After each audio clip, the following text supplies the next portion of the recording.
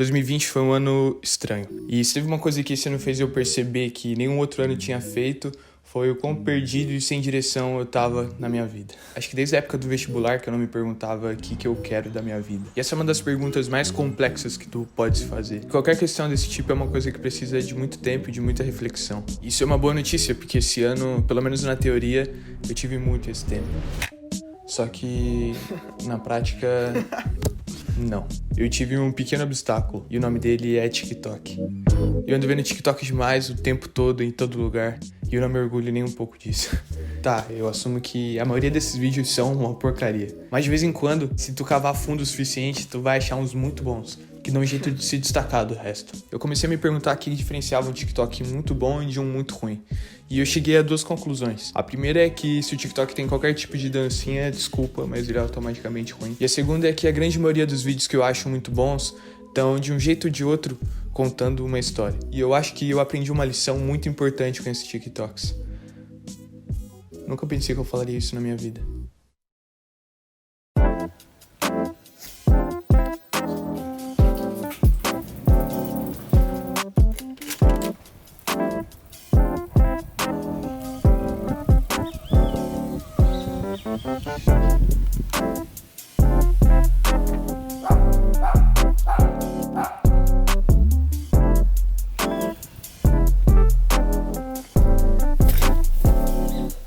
Saí aqui de casa pra dar uma volta, pra dar uma arejada nas ideias e...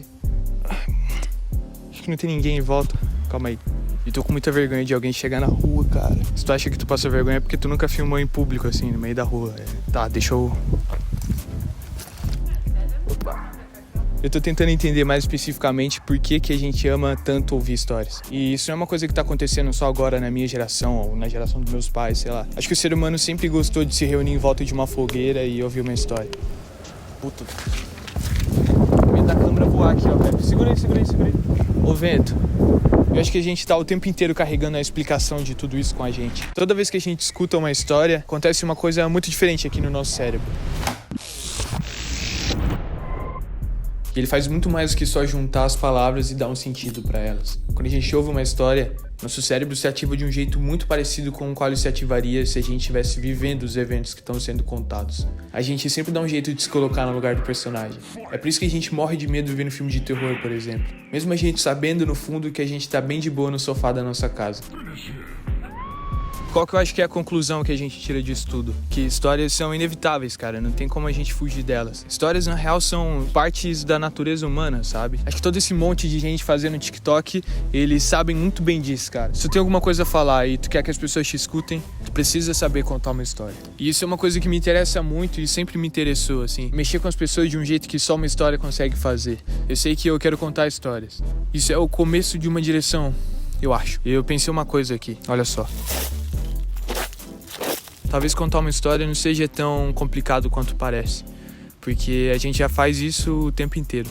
Milhares de anos contando histórias não foi à toa, e eu não tô falando do TikTok. Hoje, contar histórias é algo que tá em nosso DNA, é algo que é automático. Pensa, por exemplo, num dia memorável que tu viveu. Tu tá com certeza organizando ele na tua cabeça como uma história, um começo, meio e fim, só que na vida real não foi exatamente assim. Mas ainda tem um pequeno problema. Eu sinto que nada de interessante acontece comigo e eu não tenho nada pra falar.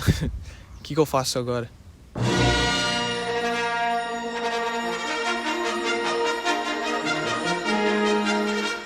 Mas eu ainda acho que nem tudo tá perdido. Eu tenho uma teoria. Talvez o que você conte seja menos importante do que como você conta isso. Era uma vez uma princesa de cabelo engraçado e um cara mal de preto. Socorro! Aí um caipira do deserto resolveu comprar um sobozinho. Ô tio, 10 no máximo nesse. Pô, que negócio sujo. Não tenho nada pra fazer, vou salvar ela. O caipira então achou um velho esquisito. Quem é você? Sou o velho que a princesa tá procurando. Coincidência, sabe, par? Aí eles se juntaram um malandro e um cabeludão e foram resgatar ela. Olha, uma pequena lua. Surpresa, bola mortífera maligna que explode tudo. Aí eles foram parar dentro dela. Bad feeling about Com this. quem? Com quem? A Princesa? Demorou, hein? Coincidência. Minhoca mutante. Cara mal de preto de novo. Morri. Fudeu, foge. Lukezinho. Deu pancada, quanto Aí eles se juntaram com os caras legais e fizeram um plano pra destruir a bola mortífera maligna. Guerra nas estrelas. Use a força, Luke. Tiro fechado, moleque. Aí eles foram felizes para sempre.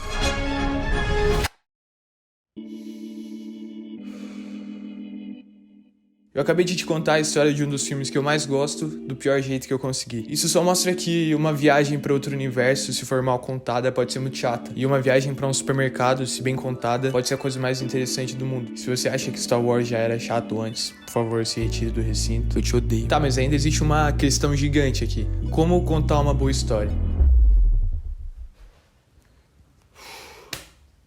Ah não, velho. Filha da p...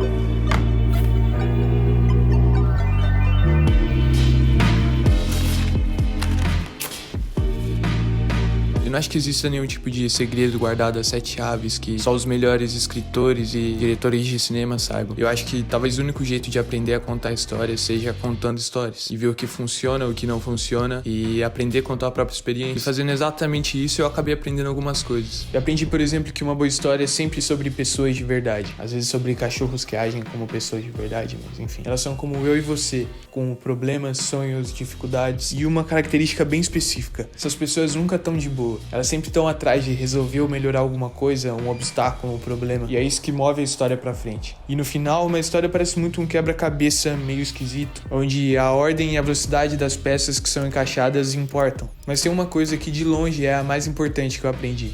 Eu acho que todo mundo pode contar uma história. A gente não precisa ter uma vida extraordinária ou falar sobre coisas impressionantes que aconteceram com a gente para que o que você fale seja ouvido. Várias das melhores histórias que a gente conhece e cresceu ouvindo são sobre pessoas normais vivendo coisas normais. E isso já é o suficiente.